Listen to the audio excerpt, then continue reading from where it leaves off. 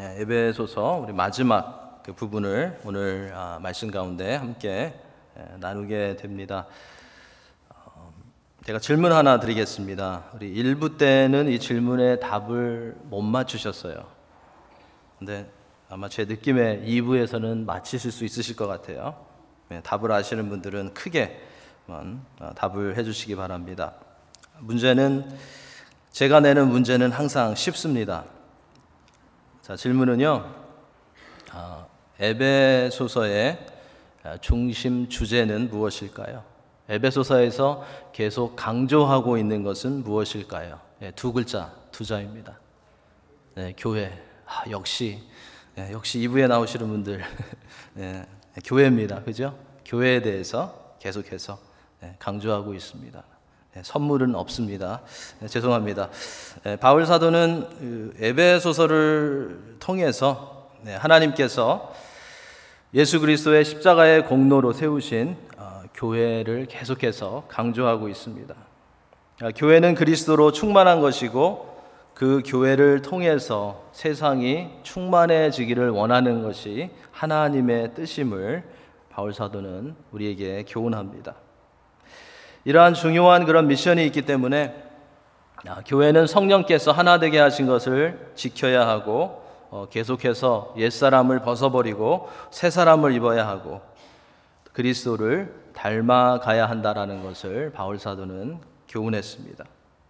그리고 성령의 충만한 가운데 시와 찬송과 신령한 노래로 서로 화답하고 그리스도 안에서 피차 서로 복종하라고 명령했습니다. 하나님께서 세우신 두 공동체가 있었죠. 지난주에 보았던 말씀이죠. 교회와 가정입니다. 하나님께서 교회와 가정을 세우셨기 때문에 바울 사도는 가정에서도 성도들은 서로 존경하고 사랑하고 섬기고 순종하고 또 무엇을 하든지 주께 하듯 하라고 권면했습니다. 이렇게 교회와 가정에서의 그리스도인의 삶에 대해서 중요한 교훈을 준 바울 사도는 이제 에베소서를 마무리하는 가운데 성도의 싸움에 대해서, 성도의 영적인 싸움에 대해서 언급하고 있습니다. 교회와 가정이 강건하기 위해서, 그리고 더 나아가서는 믿음의 공동체에 맡겨주신 그리스도의 복음을 더 효과적으로 전하기 위해서 성도는 영적인 싸움에 대해서 잘 알아야 합니다. 그리고 그 싸움을 어떻게 싸워야 하는지 알아야 되기 때문에 바로 그 부분을 오늘 본문에서 바울 사도는 다루고 있는 것입니다. 운동 경기든지 어떤 싸움이든지 싸움에서 이기려면 상대방을 알아야 합니다. 우리가 영적인 싸움을 생각할 때 우리의 대적인 마귀는 우리에 대해서 너무나 잘 알고 있습니다. 마귀는 우리의 약점이 무엇인지 알고 있습니다.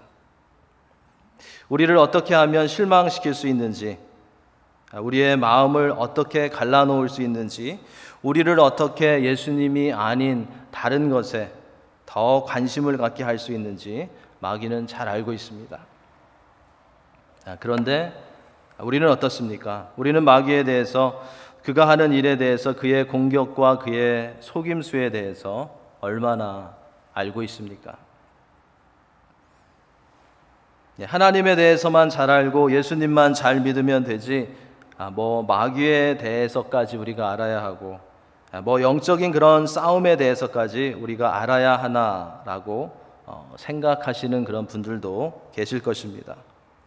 자, 그런데 우리가 신앙생활을 못하도록 계속해서 방해하는 것이 마귀이기 때문에 우리는 하나님을 더 알고 예수님을 닮아가고 신앙생활을 잘하기 위해서, 영적으로 건강해지기 위해서 마귀와의 영적 싸움에 대해서 잘 알아야 합니다.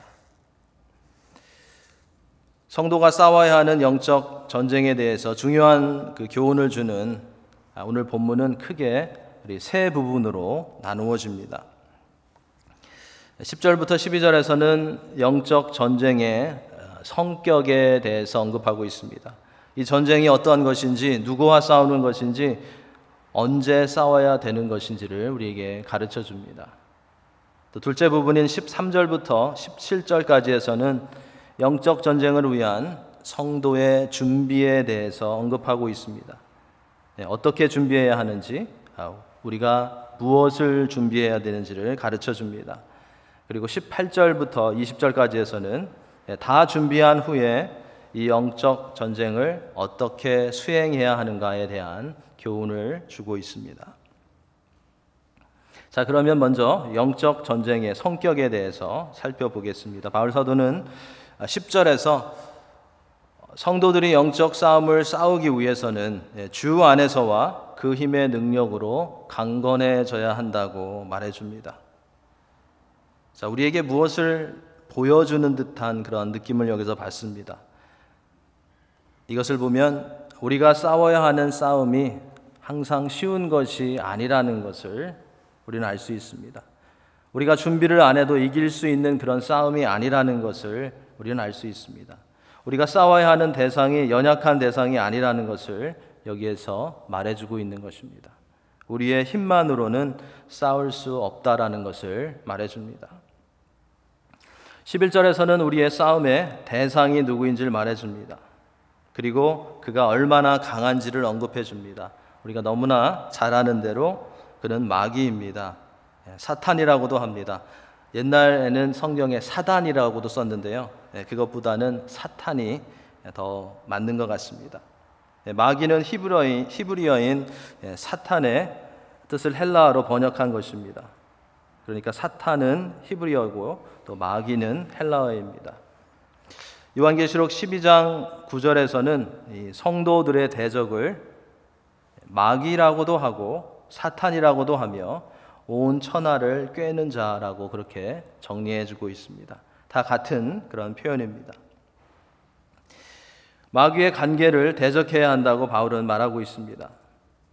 이 간계, 스킴이라고 되어 있는데요. 이 간계라는 것은 기술, 속임, 교활이라는 뜻을 가지고 있습니다. 마귀가 아주 잘하는 것 중에 하나가 바로 교활하게 성도들의 약점을 잘 파악해서 기술적으로 속이는 것입니다. 그래서 죄짓게 하고 낙심하게 하고 좌절하게 하고 하나님으로부터 멀어지게 합니다. 오늘 우리가 읽은 말씀 그리고 이 설교의 내용은 이 사탄 마귀가 엄청 싫어하는 그러한 내용입니다. 왜냐하면 자신의 그런 모든 것을 우리가 이야기하고 있기 때문입니다. 우리는 이러한 사탄의 기술적으로 속이는 그런 모습을 에덴 동산에서 있었던 그 사건을 통해서 볼 수 있습니다. 하와의 약점을 잘 알고 있었던 이 마귀가 하와에게 무엇이라고 했습니까? 창세기 3장 1절에 보면요, 하나님이 참으로 너희에게 동산 모든 나무의 열매를 먹지 말라 하시더냐라고 질문했습니다. 마귀는 하나님의 말씀을 가지고 공격했습니다. 하나님의 명령을 하와로 하여금 다시 한번 생각해 보게 했습니다. 창세기 3장 4절, 뱀이 여자에게 이르되 너희가 결코 죽지 아니하니라. 마귀는 하나님의 말씀에 정면으로 도전했습니다. 하와로 하여금 하나님의 말씀이 confused 되게 했습니다. 창세기 3장 5절, 너희가 그것을 먹는 날에는 너희 눈이 밝아져 하나님과 같이 되어 선악을 알 줄 하나님이 아심이니라. 마귀는 하나님의 선하심을 의심하게 했습니다. 좋으신 하나님이 아니라고 하와에게 유혹했던 것입니다. 마귀 사탄은 이 정도의 실력을 가지고 있습니다. 에덴 동산에서 이 정도였으면 지금은 얼마나 마귀가 잘 속이겠습니까? 그래서 바울 사도는 성도가 이러한 마귀를 대적하기 위해서는 우리의 힘이 아니라 하나님의 힘과 능력으로 강건해져야 한다고 오늘 본문에서 말하고 있는 것입니다. 이제 12절에서 바울 사도는 우리의 영적 싸움이 어떠한 것인지를 조금 더 구체적으로 말해줍니다. 12절 말씀 함께 읽겠습니다. 우리의 씨름은 혈과 육을 상대하는 것이 아니요 통치자들과 권세들과 이 어둠의 세상 주관자들과 하늘에 있는 악의 영들을 상대함이라. 여기서 혈과 육은 죽을 수밖에 없는 인간의 연약한 그러한 특성을 말합니다. 그런데 성도들의 싸움은 이렇게 연약한 인간들과의 그런 싸움이 아니라 뭐라고 했습니까? 마귀와 악한 영들과의 싸움이라고 했습니다. 12절 후반부에서 말하는 이 통치자들과 권세자들과 이 어둠의 세상 주관자들과 하늘에 있는 악의 영들은 우리 쉽게 정리를 하면 마귀의 지배하에 있는 악한 세력들이라고 보면 되겠습니다. 특별히 여기서 하늘에 있는 악의 영들이라는 이 표현은 좀 독특한 그런 표현입니다. 이것은 유대인들의 그런 개념에서 나온 표현입니다. 그전에도 말씀드렸지만 유대인들은 하늘을 3층 천으로 세 개의 그런 층으로 보았습니다. 새들이 날아다니고 구름이 있는 곳이 첫째 하늘이고 그 위에 있는 곳이 둘째 하늘인데 그곳에 공중의 권세 잡은 자 마귀가 있다고 믿었습니다. 그리고 세 번째 하늘을 하나님이 계시고 천사들이 하나님을 수종드는 곳으로 보았습니다. 이러한 개념 가운데 이 그리스도인들은 마귀의 통치 영역에 살면서 동시에 하나님의 나라에 속해 있기 때문에 영적인 그런 싸움을 피할 수 없는 것입니다. 이러한 성도의 영적인 싸움은 우리가 하나님의 자녀로 부름을 받는 그 순간부터 천국에 들어갈 때까지 해야 하는 것입니다. 우리가 쉽게 포기할 수 없는 그런 싸움입니다. 다른 싸움은 잘 안 해도 되지만 이런 영적인 싸움은 우리가 잘해야 합니다. 다른 싸움은 가끔씩 양보하고 조금씩 져주어도 되지만 이 영적 싸움은 성도가 양보할 수 없는, 그리고 양보해서는 안 되는 그러한 싸움입니다.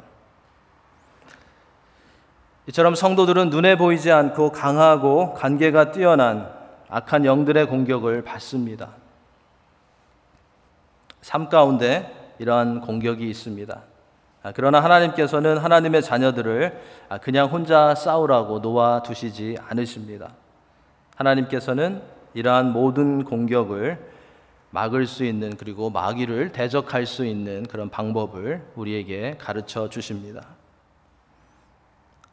이제 13절부터 17절 사이에서 바울은 이 영적 전쟁을 구체적으로 우리가 어떻게 준비해야 하는지에 대해서 교훈을 줍니다.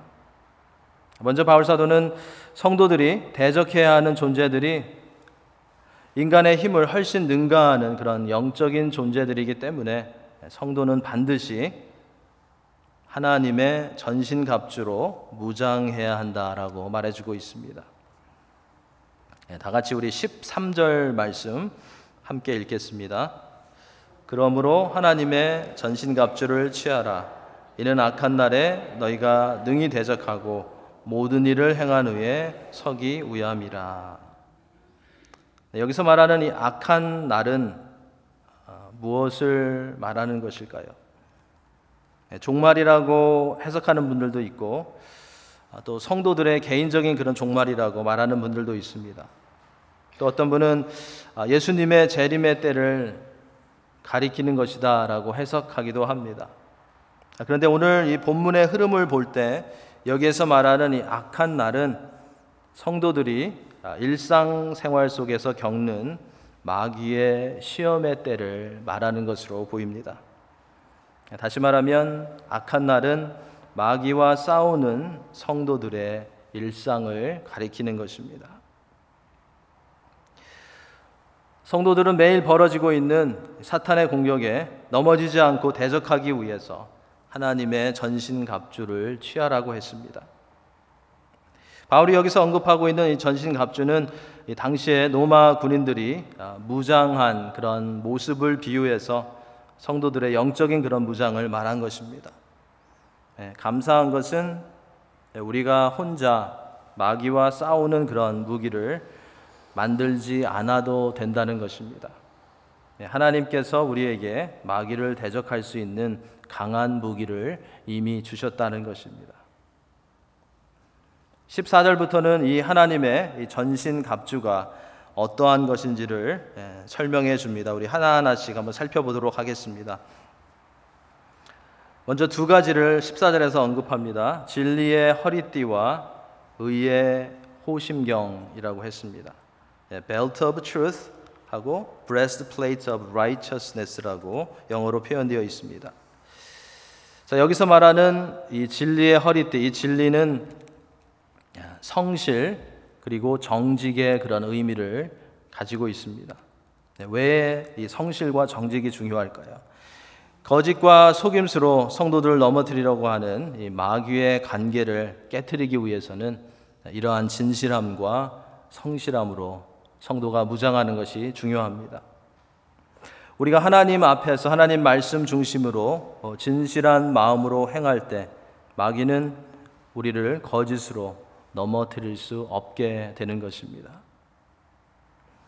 의의 호심경이 나옵니다. 의의 호심경은 무엇일까요?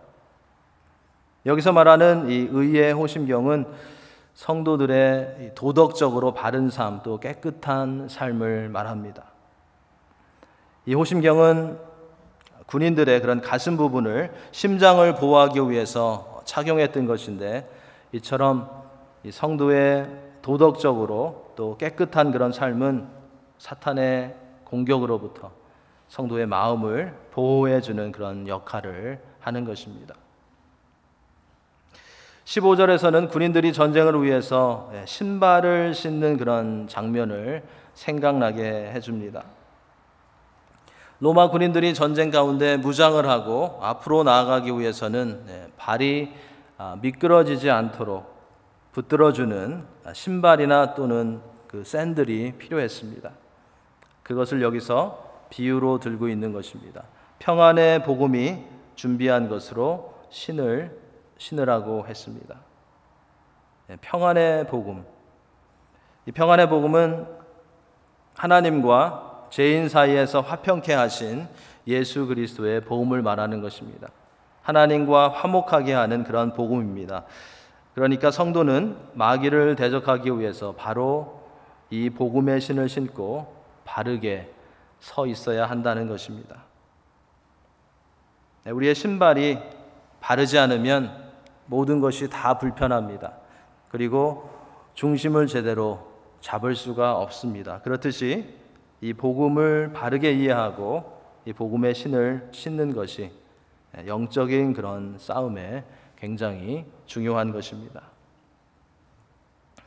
16절에서는 하나님의 전신갑주 가운데 믿음의 방패를 가지라고 바울 사도는 명령합니다.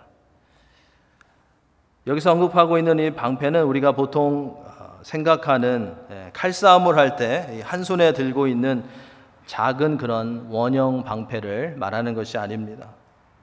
여기서 말하는 방패는 온몸을 커버할 수 있는 사각형의 방패를 말합니다. 문짝만한 그런 방패를 말하는 것입니다. 우리가 가끔 영화에서 이 적들이 화살을 쏘면 큰 방패를 든 이 부대들이 앞으로 나아가서 적의 화살을 막아내는 그런 장면을 볼 수 있는데, 바로 그 장면을 여기서 상상하시면 됩니다. 그런데 본문에서는 그냥 큰 방패가 아니고 믿음의 방패라고 했습니다. 믿음의 방패는 하나님을 향한 성도들의 온전한 신뢰를 말합니다. 마귀는 계속해서 성도들을 향해서 불화살을 쏘아댑니다. 의심의 화살을 쏘아댑니다. 염려의 화살을 쏘아댑니다. 그래서 우리를 실망시키고 낙심시키려고 합니다. 하지만 성도가 이러한 하나님을 전적으로 신뢰하는 믿음의 방패를 가지고 있으면 그러한 화살들을, 마귀의 공격들을 다 막아낼 수 있다는 것입니다. 17절에서는 구원의 투구와 성령의 검을 가지라는 그런 명령이 나옵니다.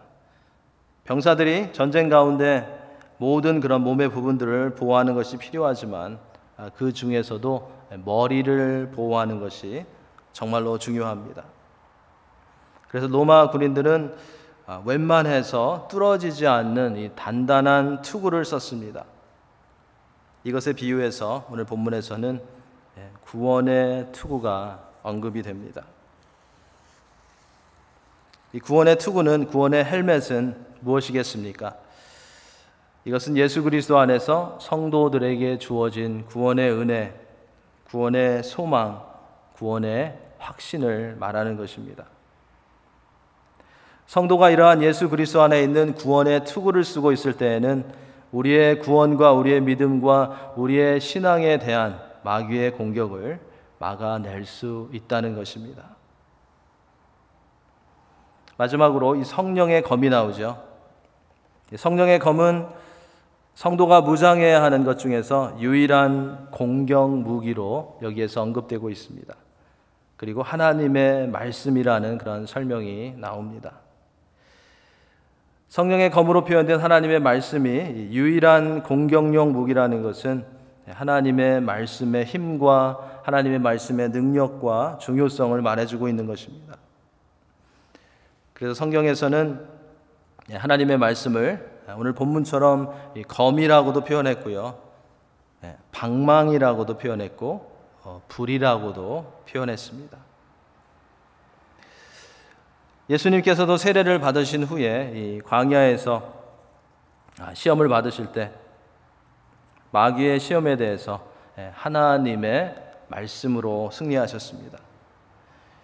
시장하실 때 돌로 떡을 만들으라고 한 그런 마귀의 유혹 가운데 예수님께서는 신명기의 말씀을 인용하셨습니다. 사람이 떡으로만 살 것이 아니요 하나님의 입으로부터 나오는 모든 말씀으로 살 것이라 라고 말씀하시면서 마귀를 대적하셨습니다.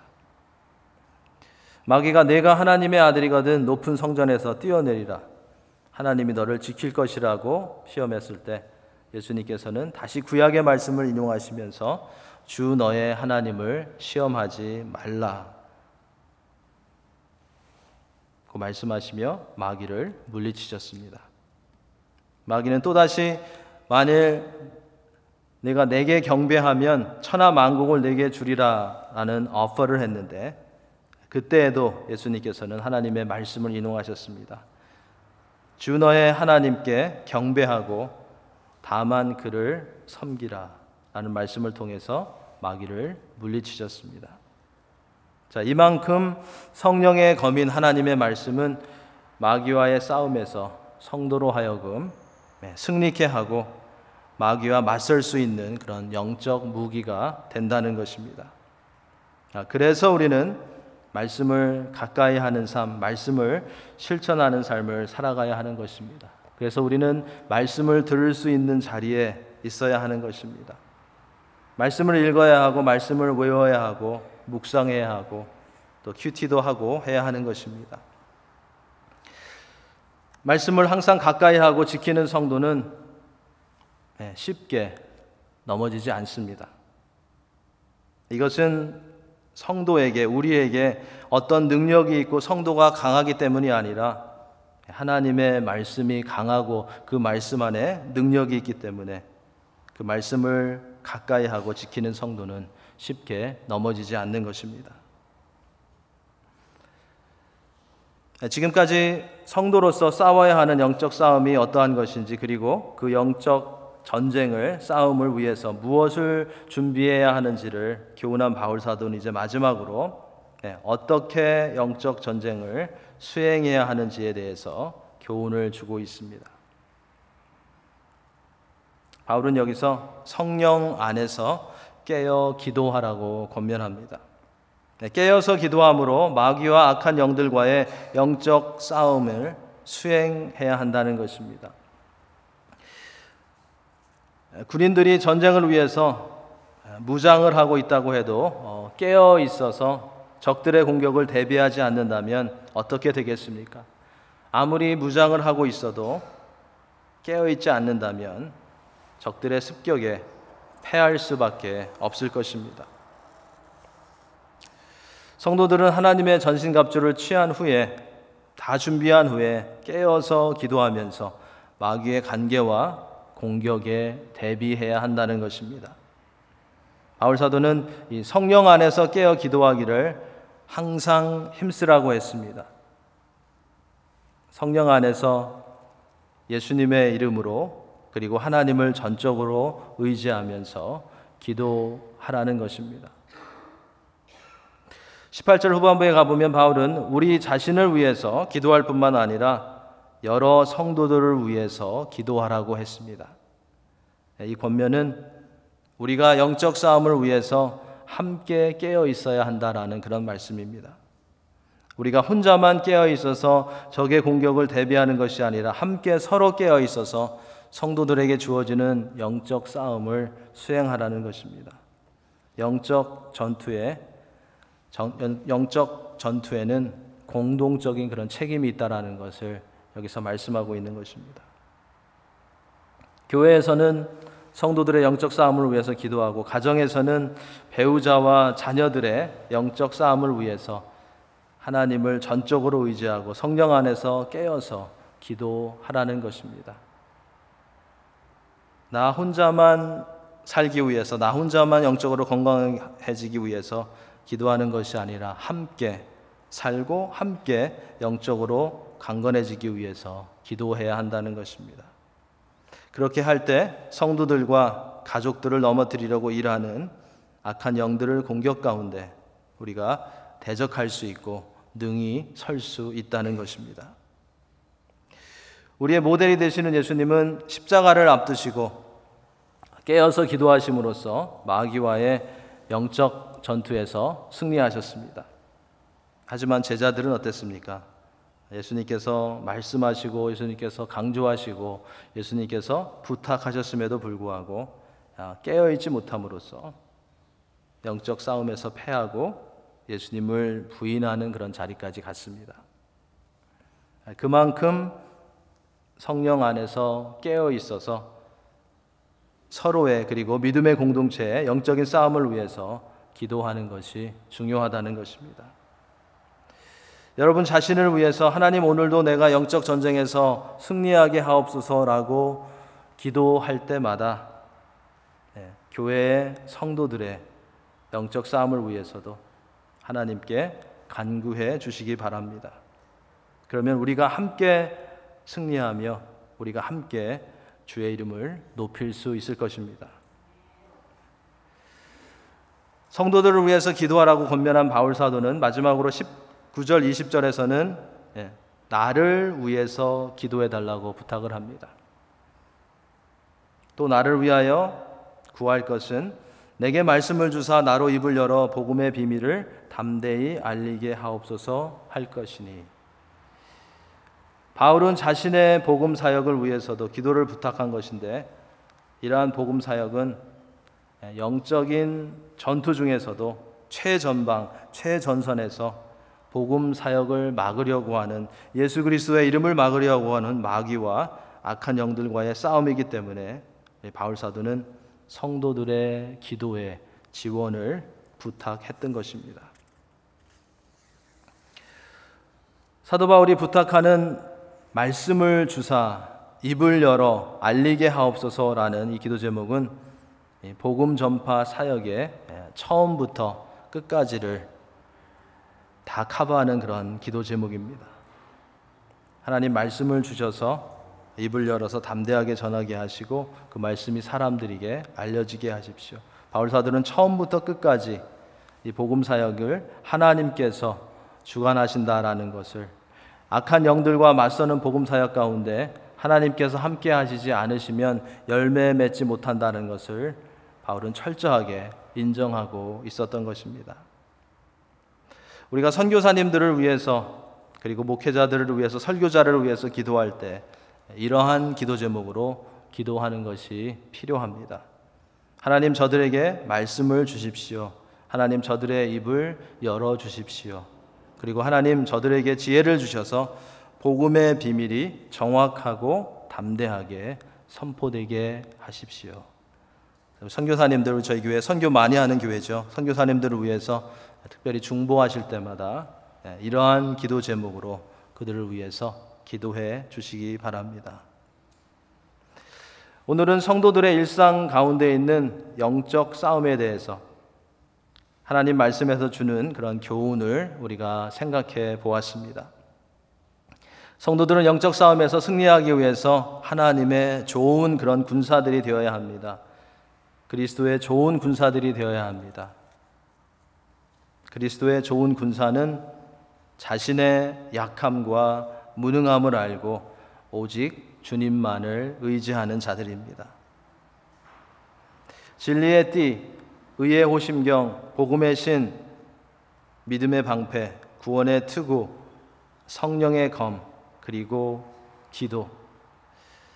여러분들은 이 모든 것을 갖추고 있습니까? 한번 생각해 보시기 바랍니다. 바울 사도는 영적인 전쟁에서 승리하기 위해서 하나님의 자녀들은, 성도는 반드시 이러한 것을 갖추고 있어야 한다고 했습니다. 지금 마귀는 나를 어떻게 공격하고 있는지, 지금 마귀는 교회를 어떻게 공격하고 있는지 생각해 보시기 바랍니다. 무엇을 통해서 나를 공격하고 있는지, 무엇을 통해서 교회를 공격하고 있는지, 우리의 약점은 무엇인지 우리는 항상 생각해 보아야 할 것입니다. 그리고 그 가운데 넘어지지 않고 타협하지 않기 위해서 주 안에서 강건해져야 할 것입니다. 우리의 영적인 머슬을 키우고 하나님의 전신갑주를 입어야 할 것입니다. 우리가 모든 것을 마귀의 탓이라고 해서는 안 되겠지만 많은 경우에 마귀는 사람들의 마음 가운데 영향을 끼쳐서 믿는 자들을 흔들려고 합니다. 넘어뜨리려고 합니다. 마귀와 악한 영들은 믿는 성도들에게 영향을 끼칠 수는 있지만 성령이 내주하고 계시는 하나님의 자녀들을 다스릴 수는 없습니다. 우리에게 영향을 끼칠 수는 있지만 우리를 컨트롤할 수는 없습니다. 우리는 연약하지만 우리를 붙드시는 예수 그리스도를 의지하고 기도하며 진리의 띠를 띠고 의의 호심경을 붙이고 복음의 신을 신고 믿음의 방패를 가지고 구원의 투구를 쓰고 성령의 검을 가지고 기도하며 나아감으로써 우리의 약점과 문제 가운데 우리를 넘어뜨리려 달려오는 마귀를 대적하고 매 순간마다 물리칠 수 있는 그런 하나님의 자녀들이 되어야 하겠습니다. 오늘도 여러분 모두가 영적인 싸움터에 있다라는 것을 기억하시면서 마귀의 일을 이미 멸하시고 승리를 주시는 예수 그리스도를 의지하며 하나님의 전신갑주와 기도로 무장하여서 능히 마귀의 간계를 대적하고 승리하실 수 있는 우리 성도님들이 다 되시기를 예수님의 이름으로 간절히 축원합니다. 기도하시겠습니다.